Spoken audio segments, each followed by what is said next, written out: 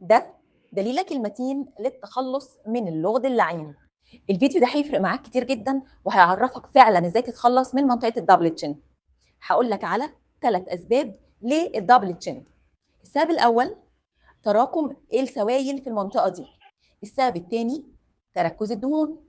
السبب الثالث الجلد المترهل. عشان تتخلص من تركز السوائل في المنطقه دي انصحك ان انت تعمل مساج في اتجاهات مظبوطه عشان تحسن الصرف الليمفاوي. تقدر تشوف فيديوهات كتير جدا عن الموضوع ده.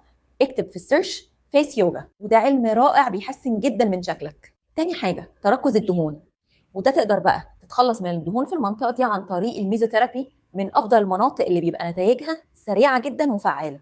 ولازم طبعا فقدان وزن زايد، شرب ميه كفايه عشان الجسم يقلل تخزين الميه، اكل صحي.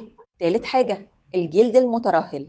احيانا بيبقى الحته دي كده واقعه شويه بسبب بس ان الجلد ابتدى يترهل، وده بيتحسن جدا بالميزوثيرابي. في ميزوثيرابي مخصوص عشان شد الجلد، وكمان اجهزه زي الفور بلس بتحفز ان الجلد يفرز كولاجين ويبقى مشدود اكتر. واخيرا نصايحي تجنب بقى مسكه الموبايل بالطريقه دي، بحيث ان المنطقه دي بتبقى متنيه وطالعه لبره.